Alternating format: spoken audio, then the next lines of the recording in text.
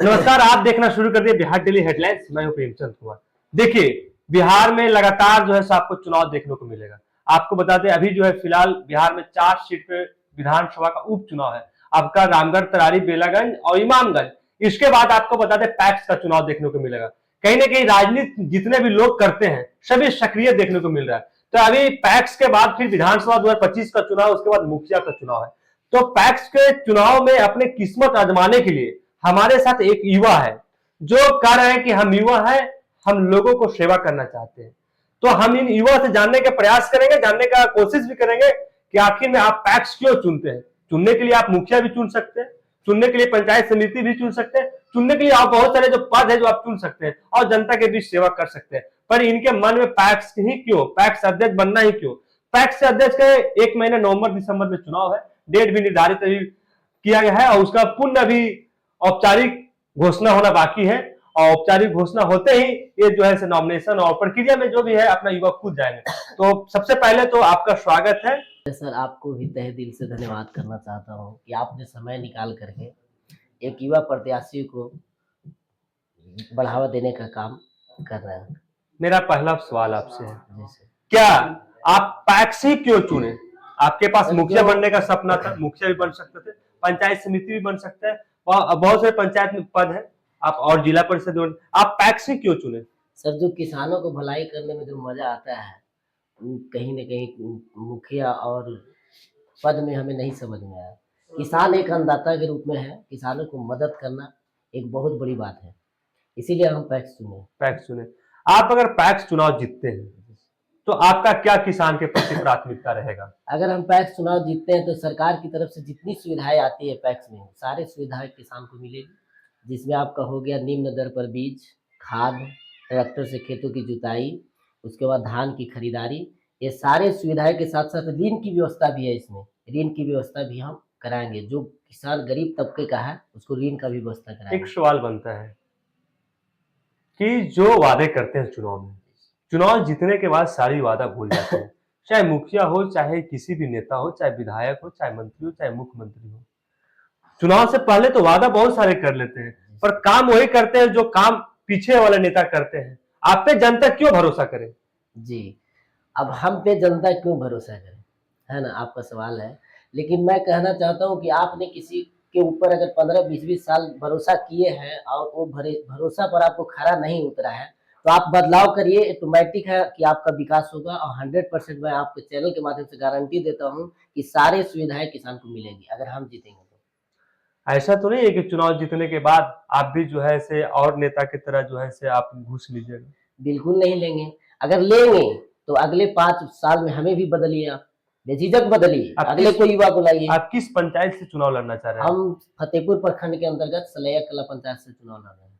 सलैया कला पंचायत से। अभी आपके सामने एक वर्तमान चेहरा पैक्स अध्यक्ष, उसे आप रोकने के लिए आपका क्या अगला कदम है। सबसे पहले तो रोकने के लिए हम घर घर कैंपेन कर रहे हैं। हर घर में जा के जागरूक करेंगे, लोगों को बताएंगे कि ये सारी सुविधाएं आती है। जो भी पैक्स अध्यक्ष जीतता है उनसे ये सारी सुविधाएं लेने का काम करिए आप। हम ही नहीं, और भी लोग अगर इसमें नामांकन कराएंगे, जीतेंगे, तो उनसे भी ये सारी सुविधाएं लीजिए।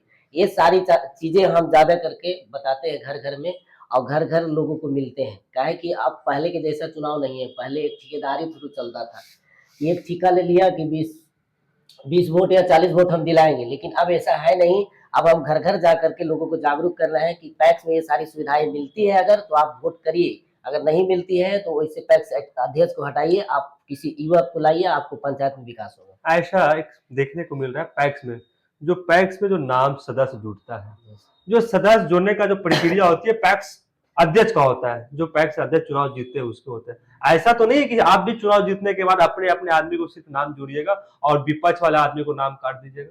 नहीं, ऐसा बिल्कुल नहीं करेंगे। आप पे जनता कैसे विश्वास करे।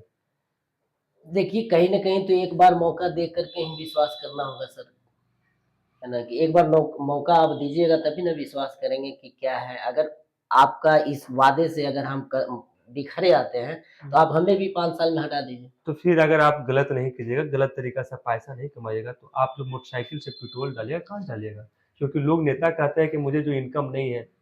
अब आपको बताते हैं कि जो भी नेता अगर भलाई ज्यादा करता है वो ज्यादा पैसा कमाता है।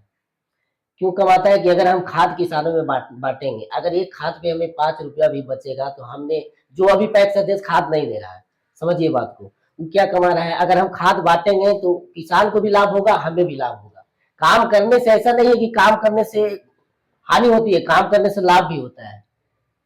वो तो कहते हैं कि हमें भी लीलन के अभी जब आप लीलन के शर्ट नहीं, बिल्कुल नहीं, सादा पर शर्ट। चुनाव जीतने के बाद तो लीलन के शर्ट आपके ऊपर भी शोभेगा। बिल्कुल नहीं शोभेगा, काम करिएगा तो आपका खराब शर्ट भी शोभेगा। नेताजी तो कुर्ता और लीलन के शर्ट में शूटिंग करते हैं ना।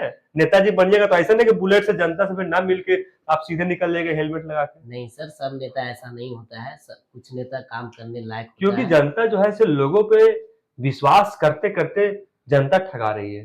चुनाव जीतने से पहले तो वादे बहुत सारी करती है नेता, पर चुनाव जीतने के बाद बहुत सारी उसके साथ समस्या आता है कि सरकार के फंड नहीं है, सरकार के ये चीज कमीशन देना पड़ता है, सरकार को यहाँ कमीशन देना पड़ता है। ऐसा तो आपके साथ नहीं भी होगी। सर, फंड तो बहुत है लेकिन लोग लाना नहीं चाहता है, काम नहीं करना। चलिए एक अंतिम सवाल, आपके मुद्दा क्या रहेगा इस चुनाव में? मेरा मुद्दा ये रहेगा कि अगर हम चुनाव में आए हैं तो मेरा मुद्दा ये रहेगा कि सबसे पहले किसानों पर फोकस रहेगा। किसानों की जो भी सुविधाएं हमारे तरफ से होगी हम करेंगे, और सरकार की तरफ से जो भी सुविधाएं मिलेगी हम देने का काम करेंगे। चलिए हमारे साथ युवा महज 26 से 27 वर्ष के युवा बबलू कुमार जी है, जो सामने पैक्स का चुनाव है। ये पैक्स के चुनाव में अपने दावेदारी पेश कर रहे हैं। इनके सामने एक दिग्गज उम्मीदवार जो लगातार कई वर्षों से चुनाव जीतते आ रहे हैं और लगातार चुनाव जीते हुए वर्तमान में है पैक्स अध्यक्ष, पर उन्हें मुकाबला के लिए उन्हें सामने बबलू जी है, महज 26 वर्षों के हैं। और देखना दिलचस्प होगा कि जो वर्तमान पैक्स अध्यक्ष है बबलू जी उसे पछाड़ सकते हैं या फिर वर्तमान में इनके साथ क्या रणनीति होगी बबलू जी का, ये देखना आगे के वीडियो में लगातार आपको दिखाएंगे। देखिए शुरू में बता देते हैं आपको कि पैक्स अध्यक्ष का चुनाव महज कुछ दिनों बाद होना है। प्रचार प्रसार में लोग लग गए, पर एक चीज सवाल बनता है, जो भी पैक्स अध्यक्ष बनते हैं, नाम जुड़ाने का प्रक्रिया, जो सदस्य बनाने का प्रक्रिया होती है, किसान को जो सदस्य बनाना होता है, ये कहीं ना कहीं अपना पैक्स अध्यक्ष मनमानी करती है। मनमानी इसलिए करती है कि लोग उसको बहला फुसला के अपने आदमी को ही नाम जोड़ते हैं और उसको डराते भी है, हम तुम्हारे नाम जोड़े हैं इसलिए वोट मुझे देना। तो क्या बबलू जी इस सब चीज को, जंजीर को तोड़कर आगे कैसे निकलते हैं, और ये चीज जो सामने चुनौती है, क्योंकि वर्तमान पैक्स अध्यक्ष है, उन्हें ये चुनौती को सामना कैसे करते हैं, ये बबलू जी कैसे आप चुनौती का सामना कीजिएगा? घर घर जाके लोगों को जागरूक करेंगे कि अगर 15 सालों में ये सारी सुविधाएं मिले हैं तो आप उन्हीं को चुनिए, हमें नहीं चुनने की जरूरत है। अगर नहीं मिले हैं तो आप बदलिएगा, तभी पंचायत का विकास होगा, तभी किसानों बबलू जी बताइए ना, आपके पंचायत में कितने प्रत्याशी लगभग मैदान में उतरने वाले हैं? अभी तक तो 2 ही हैं। 2 ही है जी सर। एक आप जी, एक सामने जो वर्तमान है वह एक आप युवा बबलू जी है। अब मतदाताओं के हाथ में सब कुछ है, अगर मतदाता चाहेंगे तो हारेंगे ही नहीं, वो रिकॉर्ड वोट से हारेंगे।